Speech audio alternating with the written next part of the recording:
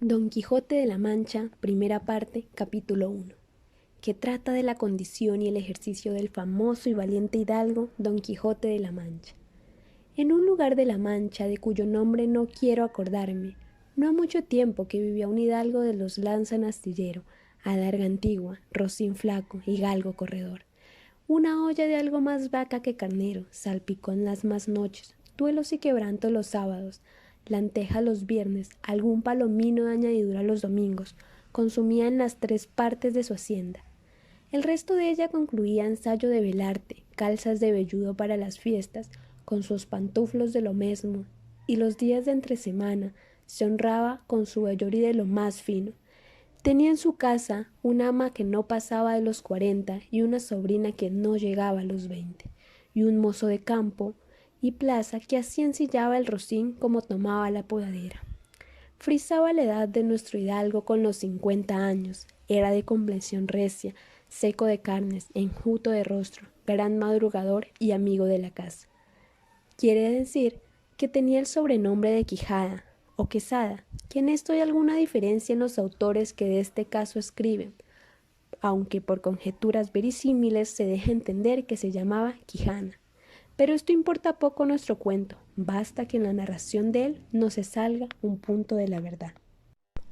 Es, pues, de saber que este sobredicho hidalgo, los ratos que estaba ocioso, que eran los más del año, se daba a leer libros de caballerías, con tanta afición y gusto que olvidó casi de todo punto el ejercicio de la casa y aún la administración de su hacienda. Y llegó tanto su curiosidad y desatino en esto, que vendió muchas hanegas de tierra de sembradura para comprar libros de caballería en que leer, y así llevó a su casa todos cuanto pudo haber de ellos, y de todos ningunos le parecían tan bien como los que compuso el famoso Feliciano de Silva, porque la claridad de su prosa y aquellas intrincadas razones suyas le parecían de perlas, y más cuando llegaba a leer aquellos requiebros y cartas de desafíos, donde en muchas partes hallaba escrito: la razón de la sinrazón que a mi razón se hace, de tal manera mi razón enflaquece, que con razón me quejo de la vuestra fermosura. Y también cuando leía los altos cielos que de vuestra divinidad divinamente con las estrellas os fortifican y os hacen merecedoras del merecimiento que merece la vuestra grandeza. Con estas razones perdía el pobre caballero el juicio y desvelábase por entenderlas y desentrañarles el sentido, que no lo sacara ni las entendería el mesmo Aristóteles, si resucitara para solo ello. No estaba muy bien con las heridas que don Belianis daba y recibía, porque se imaginaba que, por grandes maestros que lo hubiesen curado, no dejaría de tener el rostro y todo el cuerpo lleno de cicatrices y señales.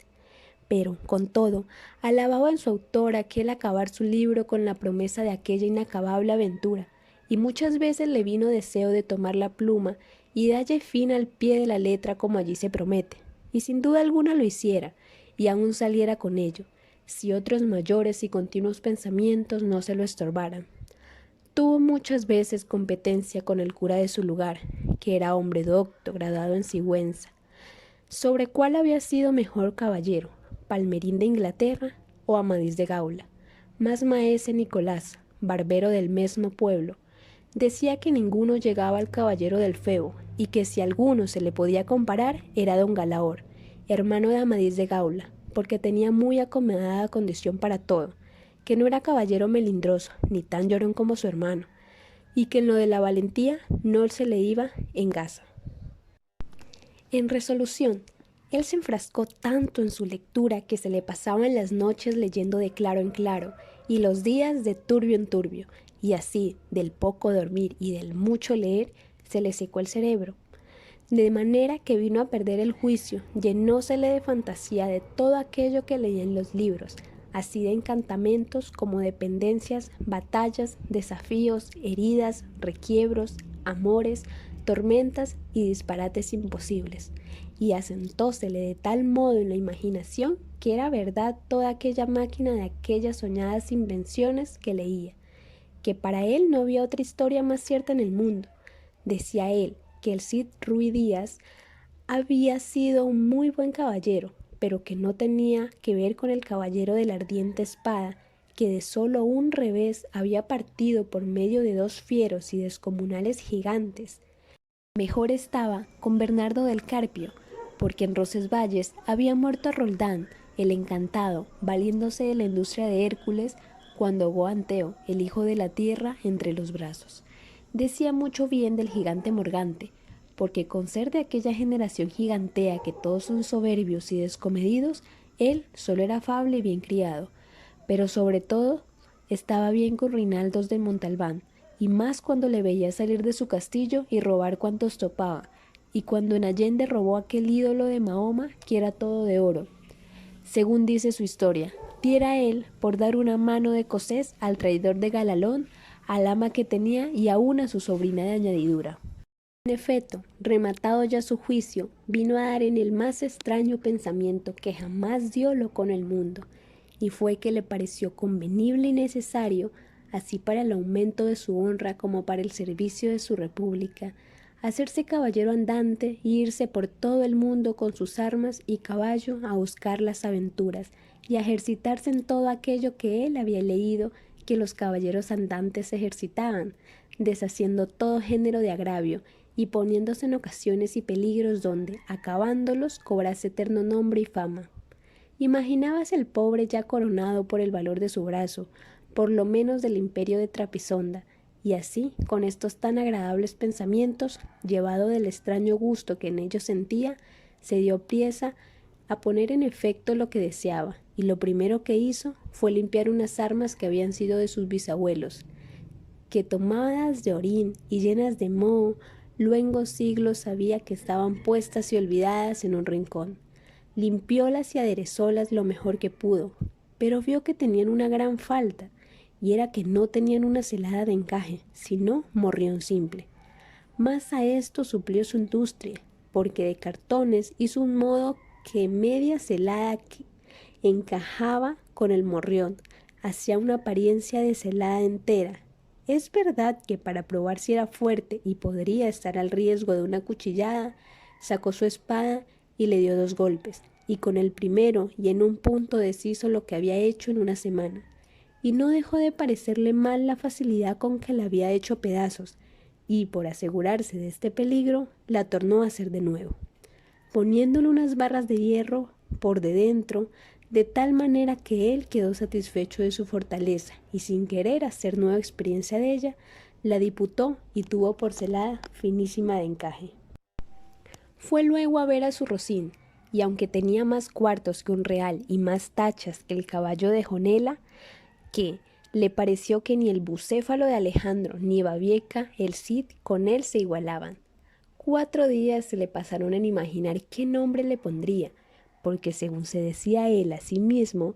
no era razón que caballo de caballero tan famoso y tan bueno él por sí estuviese sin nombre conocido, y ansí procuraba acomodársele, de manera que declarase quién había sido antes, que fuese de caballero andante, y lo que era entonces,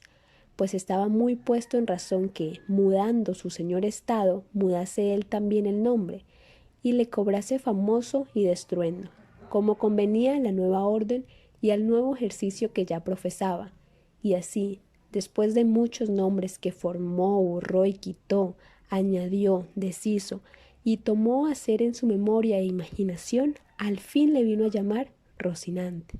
nombre que a su parecer alto, sonoro y significativo de lo que había sido cuando fue Rocín, antes de lo que ahora era, que era antes y primero de todos los Rocines del mundo. Puesto nombre y tan a su gusto, a su caballo, quiso ponérsele a sí mismo, y en este pensamiento duró otros 8 días, y al cabo se vino a llamar Don Quijote, de donde, como queda dicho, tomaron en ocasión los autores de esta tan verdadera historia que sin duda se debía de llamar Quijada, y no Quesada, como otros quisieron decir. Pero acordándose que el valeroso Amadís no sólo se había contentado con llamarse Amadís a secas, sino que añadió el nombre de su reino y patria por hacerla famosa y se llamó Amadís de Gaula, así quiso, como buen caballero, añadir al suyo el nombre de la suya y llamarse Don Quijote de la Mancha, con que a su parecer declaraba muy al vivo su linaje y patria, y la honraba con tomar el sobrenombre de ella. Limpias pues sus armas, hecho del morrión celada, puesto nombre a su rocín y confirmándose a sí mismo, se dio a entender que no le faltaba otra cosa sino buscar una dama de quien enamorarse, porque el caballero andante sin amores era árbol sin hojas y sin fruto y cuerpo sin alma. Decíase él: si yo, por malos de mis pecados o por mi buena suerte, me encuentro por ahí algún gigante, como de ordinario les acontece a los caballeros andantes, y le derribo de un encuentro, o le parto por la mitad del cuerpo, o finalmente le venzo y le rindo, ¿no será bien detener a quien enviarle presentado, y que entre y se hinque de rodillas ante mi dulce señora, y diga con voz humilde y rendida: yo, señora, soy el gigante Caraculiambro, señor de la ínsula Malindrania, a quien venció en singular batalla el jamás como se debe alabado caballero Don Quijote de la Mancha, el cual me mandó que me presentase ante la vuestra merced, para que la vuestra grandeza disponga de mí a su talante. Oh, cómo se holgó nuestro buen caballero cuando hubo hecho este discurso, y más cuando oyó a quien dar nombre de su dama. Y fue, a lo que se cree, que en un lugar cerca del suyo había una moza labradora de muy buen parecer, de quien él un tiempo anduvo enamorado, aunque según se entiende ella jamás lo supo ni le dio cata de ello. Llamábase Aldonza Lorenzo,